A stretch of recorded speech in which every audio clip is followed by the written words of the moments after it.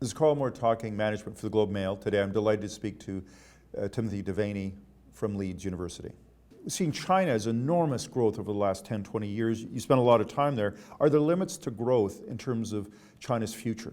I think any of us who have, let's say, expended long periods of time and energy on China have seen what is probably a really profound millennial type of event.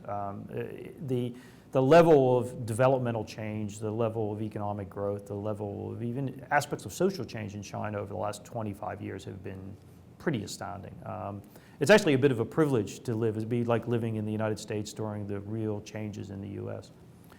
But there are certain real problems that the Chinese have which go beyond even limits of sort of institutional development and whether it's a democracy and other types of things like that.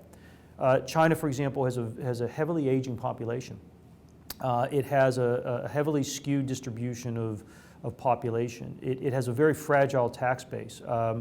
One of the real big problems in China is the transfers amongst areas. You know, many cities and townships in China are effectively bankrupt or will be near bankrupt because they don't have a tax base to develop. There are real concerns about how China transitions from a fundamentally manufacturing economy, which is, you know, not one which is inconsistent with the communist government's viewpoints of the distinction between economic activity and political activity.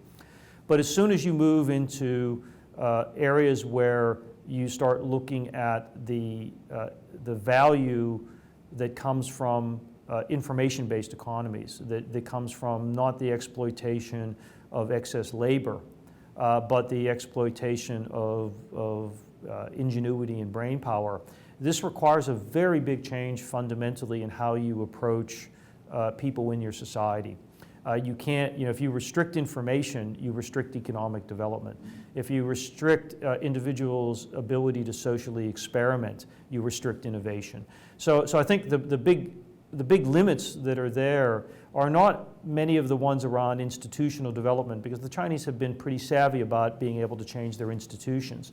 I think that the next big change will be whether at some point they're going to be able to, let's say, trust their citizens, trust the individuals who make up the economy to make very independent decisions which are more decisions than just getting rich.